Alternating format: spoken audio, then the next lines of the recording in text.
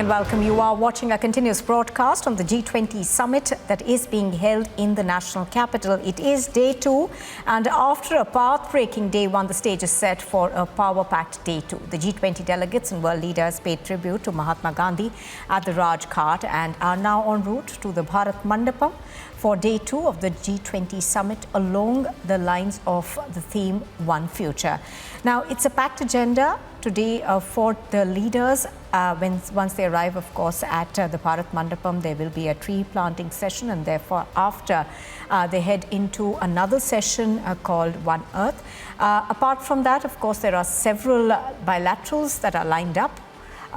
For India, one is with France, Turkey, the UAE, South Korea, Brazil, Comoros and Nigeria. So that's going to be taking place. Pictures on your screen are of the British Prime Minister Rishi Sunak, who visited the Akshardham temple earlier this morning, of course, and also of what's happening right now at Raj Ghat. Joining us on the broadcast are Shravan Sen, Suesha continues, of course, to be with us, and Rakshita, as well as Priyanka. Shravan, good morning to all of you. And Shravan, all right, we'll go across to Shravan and Suesha right now. Suesha, of course, today there's a lot lined up at the Bharat Mandapam. We are told that the leaders are already en route there, and there's a tree planting session. So give us an overall sense of what happens from here after. Yes, absolutely, Nupur, and we've seen that true to the vision of how India was seeing it, Prime Minister wanting the G20 summit to be momentous and action-oriented in every which way, it is exactly turned out like that. Since morning, of course, we saw those pictures first of UK Prime Minister Rishi Sunak, who had visited the Akshardham temple. Soon after, we saw the world leaders assemble at Raj Ghat, and of course the prayer meet that happened. And now, yes, all of them are on their way to Bharat Mandapam. The third and the final session, which is Future, that is the session that is lined up because it was divided exactly like this: One Earth, One Family, One Future. One Future is the final session.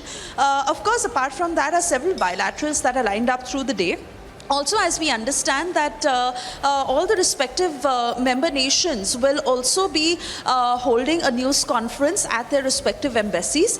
So we will also be getting those live feeds of how it happens. But as we understand, most of the world leaders are also set to depart for their respective countries today, and the heads of delegations to follow tomorrow and day after.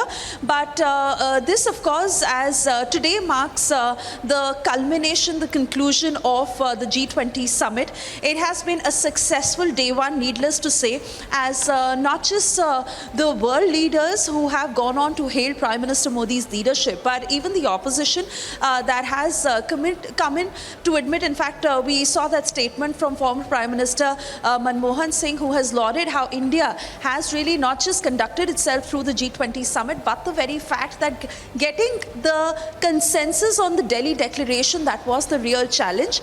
And ideally how it happens, Nupur, it was to happen at the end of the summit, but we saw on day 1 itself the very success that was attained, and that too in 100% unanimity. The 68 paras that Amitabh Kant had mentioned had all gotten the nod of all the member nations, and today, of course, as we see, is the final session, which is One Future. I also want to bring in Shravan to understand the bilaterals that are lined up through today, Shravan. So all in all, 15 that were planned, and today, of course, as we understand that the G20 summit more or less is wrapping up. It is reaching its finality, but the bilaterals that will continue through this day in the first half into the evening, and also we understand that the various member nations who will also be holding a news conference through the day at their respective embassies.